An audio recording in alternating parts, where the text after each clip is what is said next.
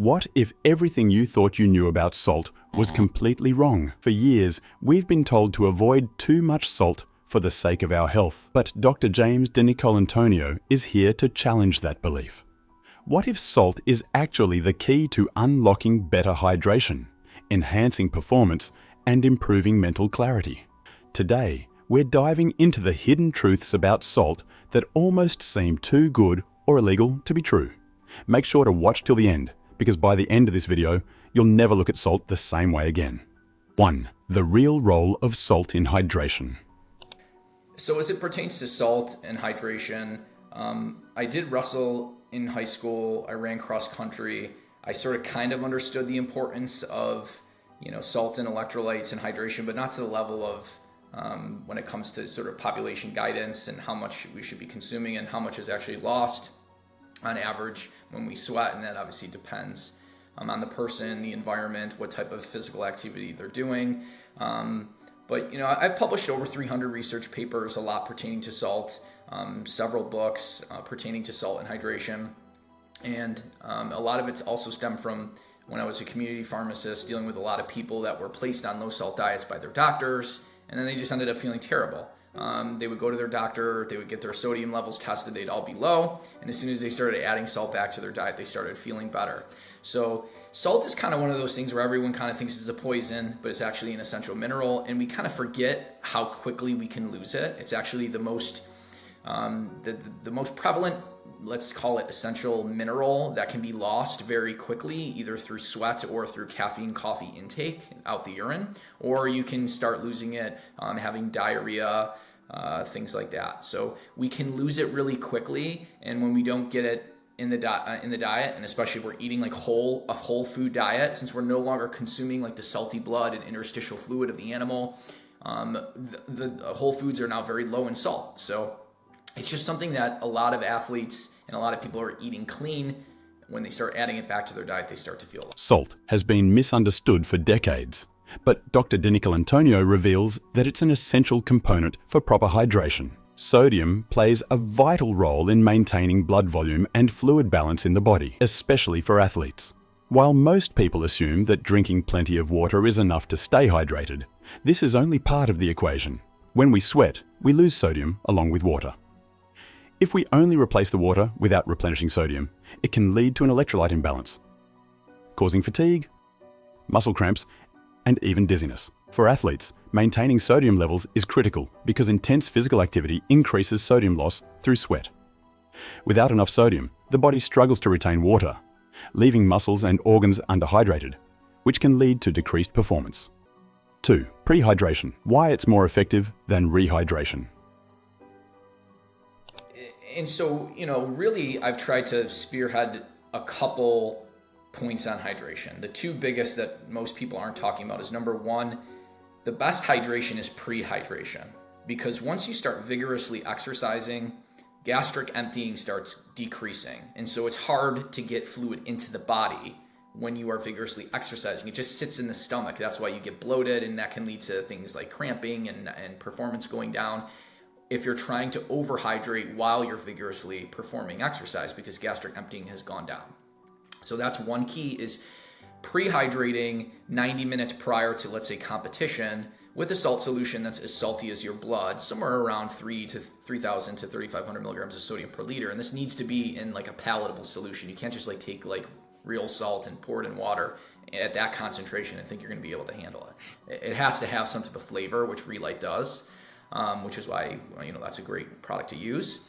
But getting all of that ahead of the problem, ahead of vigorous exercise, starting 90 minutes prior, slowly consuming it over 30 minutes, will allow your body to slowly expand blood volume, and you'll really be ready to go before competition.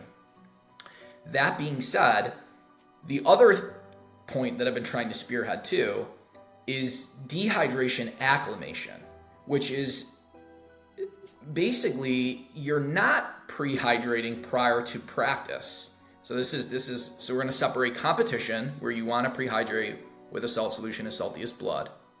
And then the other factor is training. How should you hydrate when you're training?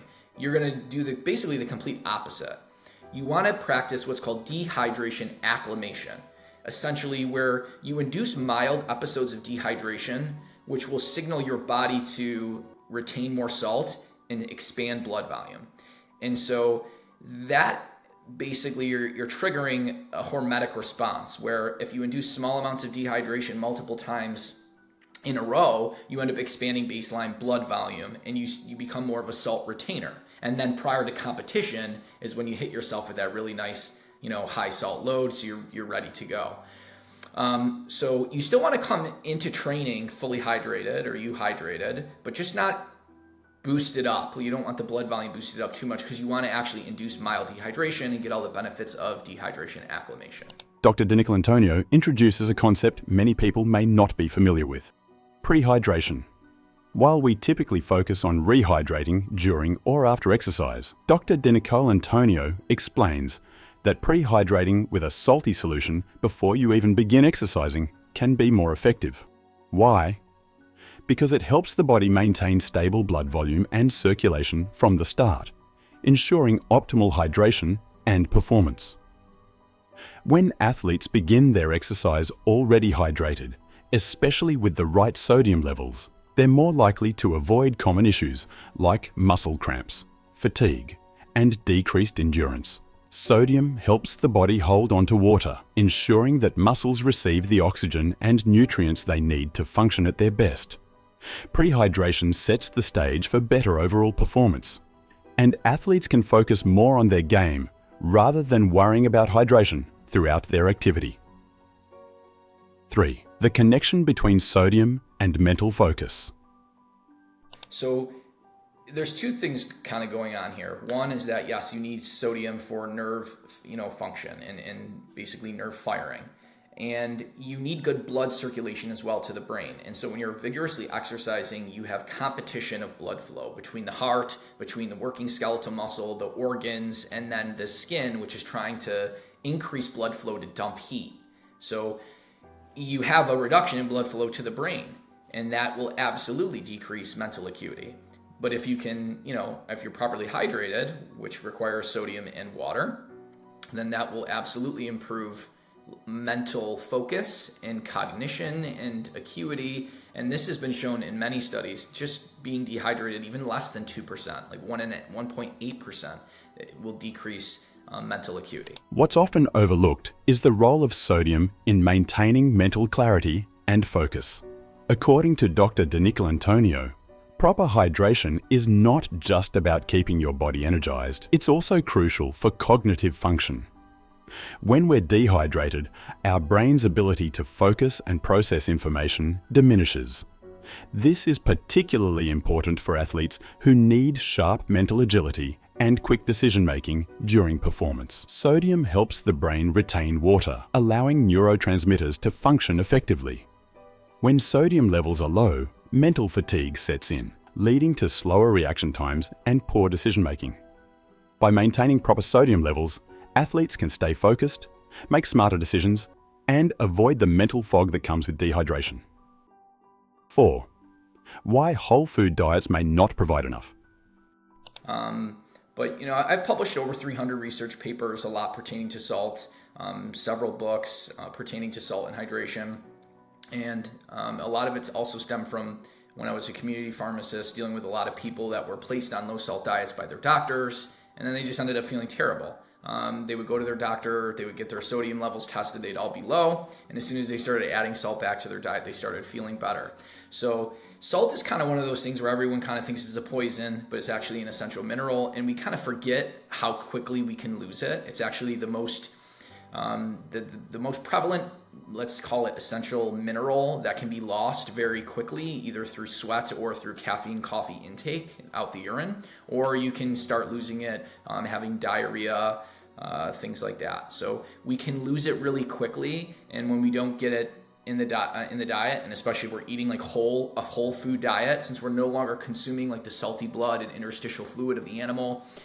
One, we forgot that we consumed the whole animal, which included the salty blood, the interstitial fluid, that we would seek out animal trails and directly consume salt licks, that we would consume brackish water and salty water. So that started to stem from the Paleolithic guys like Eaton and Cordain and all that, and thinking that we evolved on this very, very low sodium diet, when they would never take into account the full animal and the full salt in the full animal. So that's one. So from let's say, call it a prehistoric intake, we got it wrong. Number two, we focus just on blood pressure and not actually on hard clinical outcomes like strokes, heart attacks, deaths. When you actually look at the hard outcomes, a low salt intake is associated with a higher risk of those. And the fact that in 90% of the cases of people who are salt sensitive and regarding their blood pressure, that if you just increase their exercise, you increase their magnesium or potassium intake, or you reduce their refined carbs and sugar intake, you're going to eliminate the salt sensitivity in 9 out of 10 cases. So it's not don't blame the salt for what the processed foods or the lack of magnesium and potassium has done. Sodium. Surprisingly, many healthy whole food diets may not provide enough sodium for those engaging in intense physical activities. Dr. DiNicolantonio explains that while these diets are excellent for overall health, they often lack sufficient sodium. This is especially concerning for athletes, as a low sodium intake can lead to poor performance, cramps, and dehydration.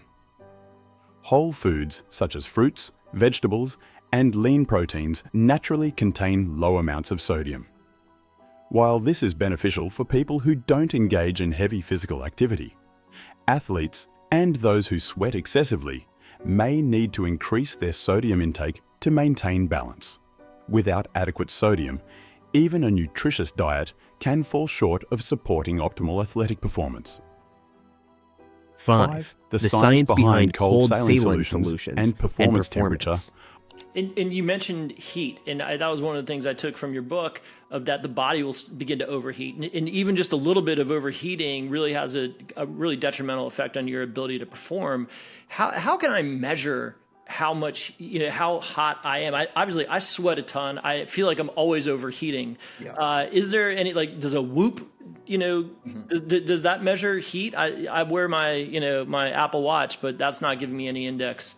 No, so the studies will, I ironically, unfortunately, use rectal thermometers. That's really the only way to accurately do it. Out of the question.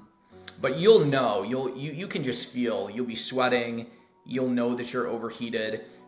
Another key benefit is that when you prehydrate with salt water, if you prehydrate with cold salt water, slightly colder than refrigeration temperature, so anywhere from 37 to 39 degrees Fahrenheit, if you consume about a liter of that, or even 3/4 of a liter of that salt solution, you will drop core body temperature by at least a half a degree. So that will increase how long you can perform in the heat, because it's going to take you longer to hit a critical core temperature that will start inhibiting your performance. Because the more fluid that you have in you, the greater that the heat can go into it. So basically water it's a substance that it takes a lot of energy to actually heat water versus other substances. And so when you have more fluid in your body, especially cold fluid, that will drop core temperature, and it will increase the time it takes for your body to hit a critical core temp.